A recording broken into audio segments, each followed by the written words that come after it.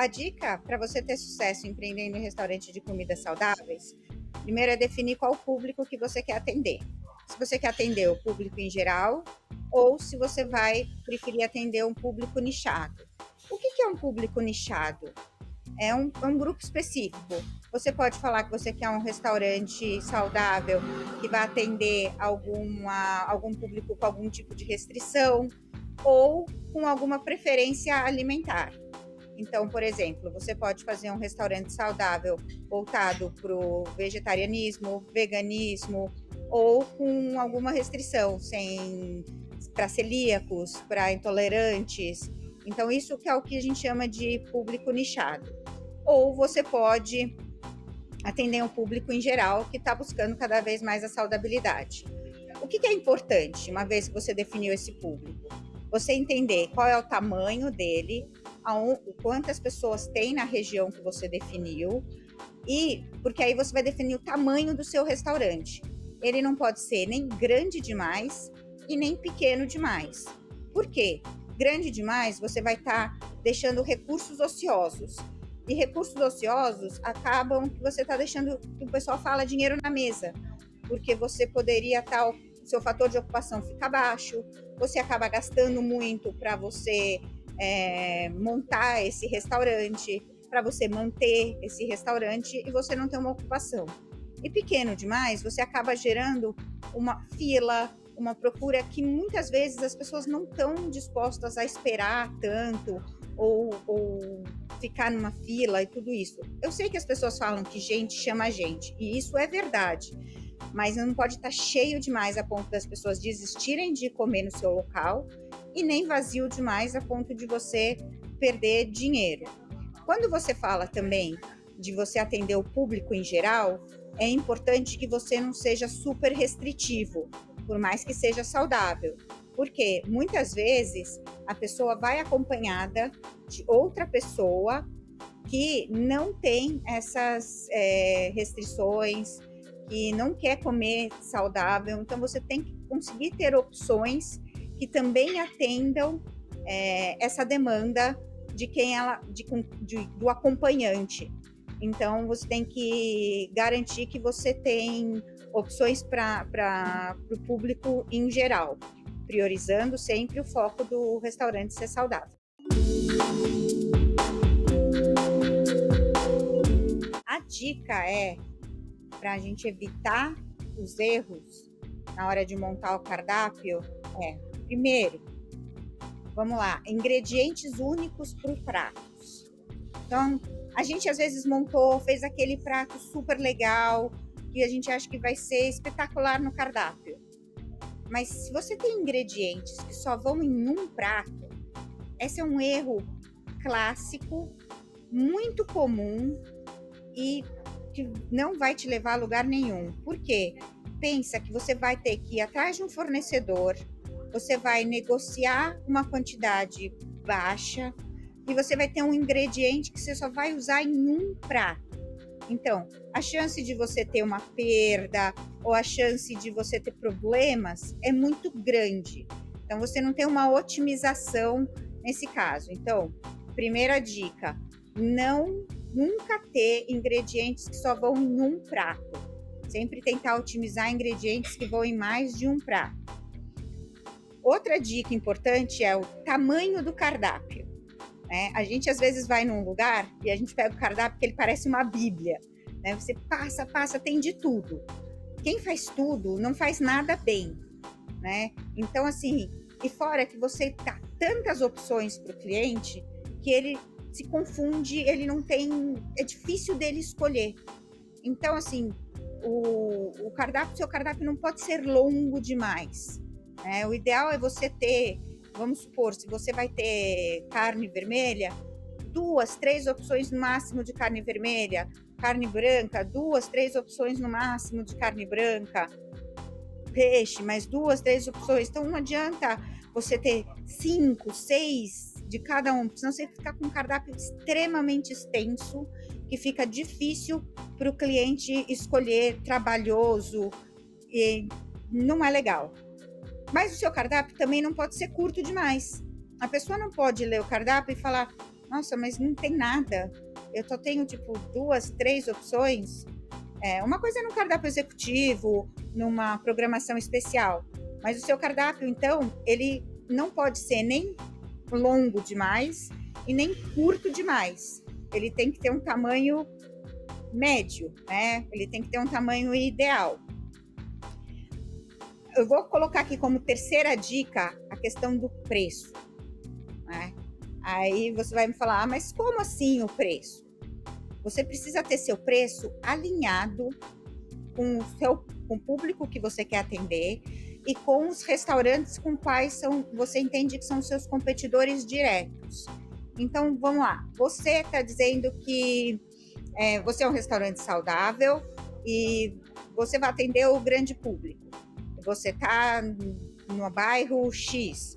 Quais são os restaurantes que são a sua referência? Quais restaurantes que você se inspirou para montar o seu?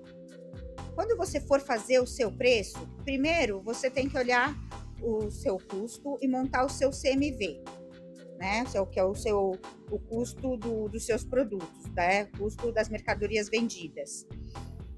Você montou esse preço, você tem que olhar se esse preço está coerente e se ele é mais ou menos igual ao preço dos seus concorrentes, dos restaurantes com quem você quer concorrer, com os restaurantes com que tem mais ou menos o mesmo público que você quer que o seu restaurante tenha. Para quê? Para o seu público não estranhar, não ir no seu restaurante e nem achar ele barato demais e não ir no seu restaurante e achá-lo caro demais. Então, eu vou resumir aqui, na minha opinião, quais são as 3 dicas de ouro para você montar um cardápio. 1. Garantir que você tem sempre um ingrediente ele é usado em mais de um prato. Nunca ter um ingrediente que é filho único, que ele só é usado em um prato. 2. Ajustar o tamanho do seu cardápio. Nunca pode ser longo demais, nem curto demais. 3. Ajustar a sua precificação para que ela esteja parecida ou na mesma ordem de grandeza, pode ser 5% para mais, 5% para menos, dos restaurantes que são a sua inspiração e que vão ter mais ou menos o mesmo público que você.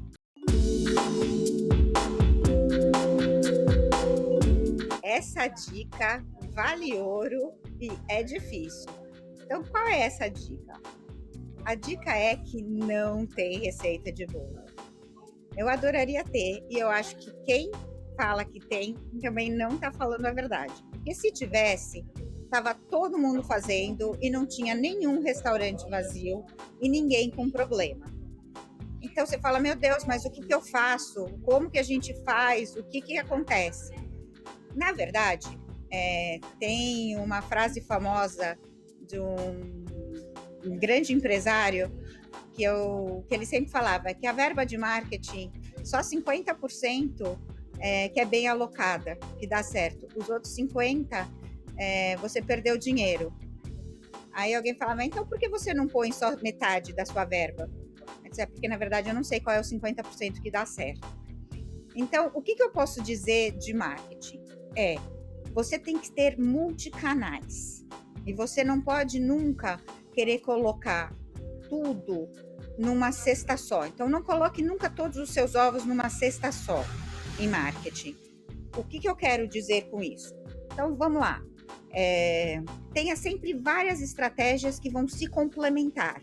Então, você está na região que você está, tenta entender, tem bastante prédio ao redor? Tem áreas de escritório? Não tem?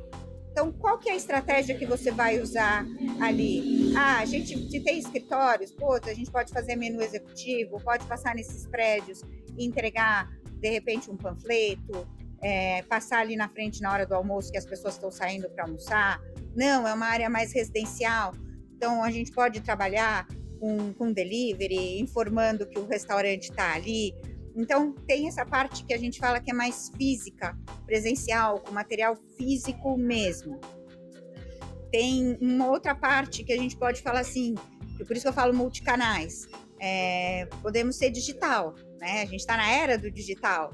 Então, é sempre importante você ter as suas redes sociais, as suas mídias. Então, você ter o seu Instagram bonitinho, com as suas fotos, com passar o contexto que você quer, porque as pessoas vão lá, elas procuram, né? E aí, você ir lá e cadastrar o seu negócio no Google, que é todo gratuito isso, então não é que você vai ter custos, mas você mostra qual horário de funcionamento que você tem, os pratos que você tem, você trabalhar com essas questões de se tem turista perto de onde você está ou não, então vale a pena, será, eu trabalhar com essas plataformas de turismo, TripAdvisor, no TripAdvisor, então você montar sempre o máximo que você puder. Vale a pena eu falar com o influenciador? Depende do seu negócio. Vale a pena eu ter uma assessoria de imprensa? Normalmente sim, porque ela te ajuda a divulgar muito, ela sabe os caminhos para te contar, mas também vai depender do seu negócio, depender do budget que você tem.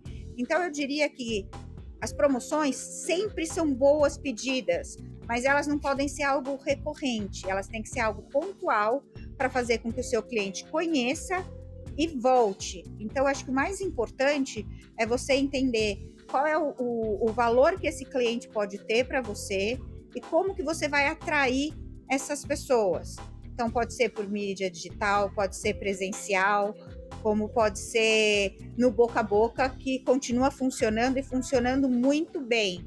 De repente fazer uma reinauguração, pensar em alguma coisa para trazer os amigos, trazer pessoas ali para movimentar, também é uma ótima estratégia, porque como eu já disse, gente atrai gente.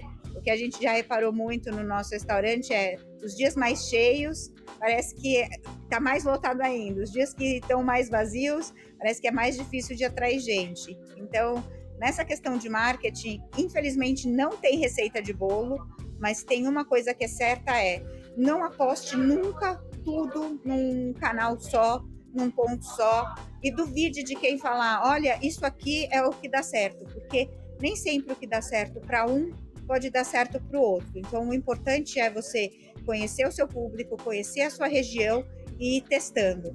Vai testando que você vai achar, vai encontrar, e tendo uma boa comida, um bom serviço, o seu restaurante vai ser um sucesso.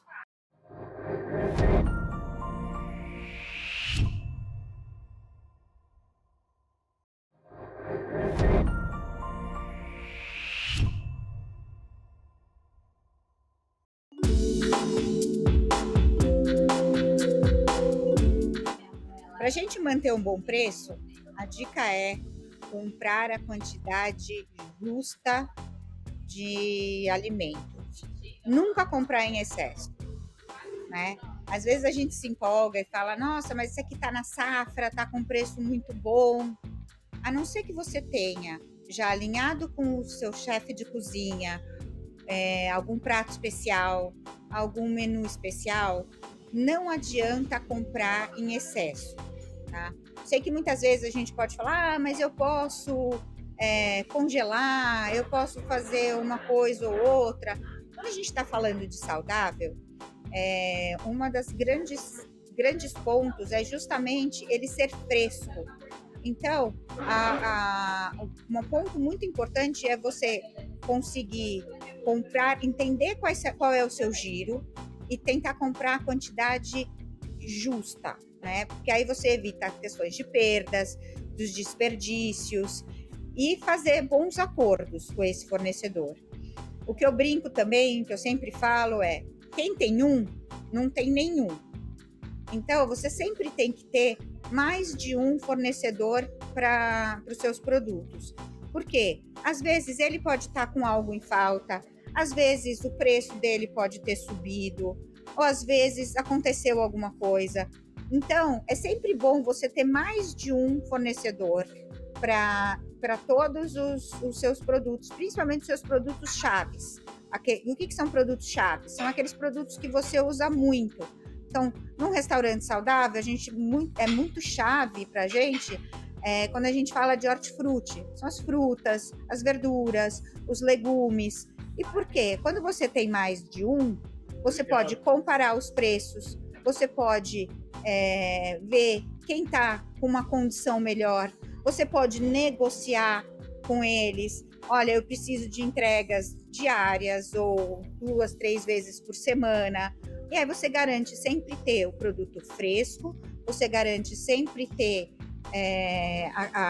as quantidades que você precisa. Então, essa questão da quantidade, do exagero, é fundamental para você poder não ter perdas, não ter desperdícios e manter um preço justo.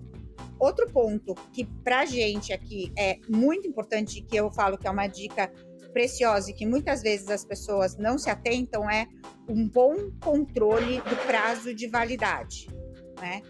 O porquê? Às vezes ficou guardado em algum lugar, ou a gente não perde, ou está muito próximo. Então eu falo, toda semana faz um briefing, uma reunião, para entender o que é que está mais próximo do nosso prazo de validade.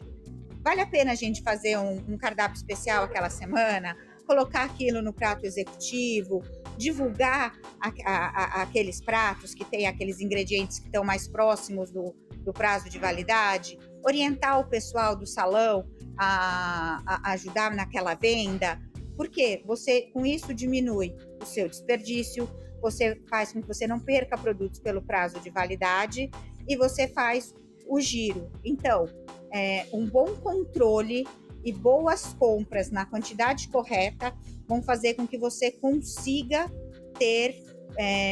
gerir bem os seus ingredientes e manter um bom preço.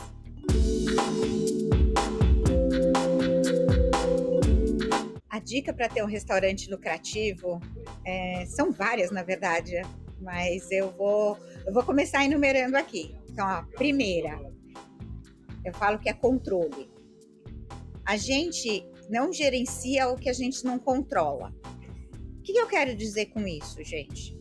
Você tem que saber qual que é o seu CMV. Você tem que saber qual é o seu desperdício. Você tem que saber quais são as suas perdas. Qual a quantidade de desconto médio. Então, quando você controla, você sabe aonde você está gastando, você sabe para onde a sua receita vai e os seus gastos vão. Para te ajudar nesse controle, você fala, mas isso é muito difícil. Existem sistemas para isso, que não são caros, e aí você fala, mas isso dá trabalho. Mas é trabalho uma vez só. Se você cadastra tudo direitinho, ele vai fazer todo esse trabalho duro para você e depois você tem que só analisar. Então, assim, não tem como ter algo lucrativo sem controle, gente. Então, a primeira coisa vamos controlar tudo que entra e sai do nosso restaurante. Porque aí a gente vai poder saber para onde estão indo as coisas, né? A gente evita perdas, a gente evita roubos, a gente evita os desperdícios, a gente sabe o que está acontecendo, né? Então, assim, não tem como. Primeira dica. Segunda dica, a gente tem que comprar bem. Aí você fala, mas o meu restaurante é pequeno, o que a gente pode fazer? A gente pode sempre procurar diversos fornecedores, como eu falei lá atrás. Quem tem um, não tem nenhum. Nunca ficar refém de ninguém. Então, sempre procurar ter 2 fornecedores, 3 fornecedores. Outra dica bacana para comprar bem é juntar com outros restaurantes ou com outras empresas que compram as mesmas coisas para comprar num volume maior, se você puder ter descontos por isso. Então, assim, pensar sempre de maneira criativa, de maneira eficiente. Porque se você compra bem, você consegue ter uma margem de lucro melhor. Se você não se planeja e não compra, então você não tem controle e você não consegue se planejar. Você vai estar sempre correndo atrás, você nunca vai saber se está precisando ou não está precisando, vai estar sempre assim, agora acabou, agora não acabou. Então, você não vai estar sempre com as compras de última hora.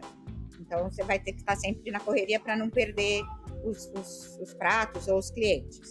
Então, assim, comprar bem é ponto-chave de ter um restaurante lucrativo. Terceiro, tenha a sua equipe bem dimensionada, né? Então, investir em equipamentos para o pessoal na cozinha, investir, como eu falei, às vezes num sistema, é melhor do que você ficar investindo em ter muita gente, tá? Eu falo que sistema, equipamento, não sai de férias, né? Aí você tá falando, não, mas você não quer empregar as pessoas? Eu quero. O que eu mais quero é empregar e gerar muitos empregos. Mas eles têm que estar dimensionados, porque se você tiver gente demais trabalhando para você, o que acontece? É ruim para você e para as pessoas, porque você vai acabar gastando mais do que você precisa, né? Com salários, com benefícios. E normalmente o pessoal no restaurante, mais do que o salário, o que é que paga para eles? O que é que vale para eles?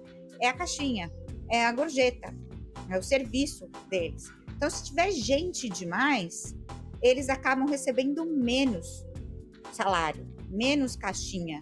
Então, assim, não pode estar superdimensionado. Por mais que as pessoas às vezes queiram e peçam, é muito importante esse dimensionamento e entender qual a quantidade ideal de pessoas, entender se as escalas estão corretas, como você pode fazer. Não é todo mundo que precisa entrar no mesmo horário e sair no mesmo horário. Garantir que você tenha a maior quantidade de pessoas nos seus horários de pico, mas não precisa estar todo mundo. Por exemplo, se no começo da manhã, ou quando você abre a sua casa, ela não é tão cheia, não precisa estar todo mundo, as pessoas podem ir chegando ao longo do dia, ou se no fechamento não é. Então, pensar bem na sua escala, como organizar as pessoas para ter a maior quantidade de pessoas. Ah, mas tem dias que são mais cheios, tem dias que são que eu preciso de mais gente.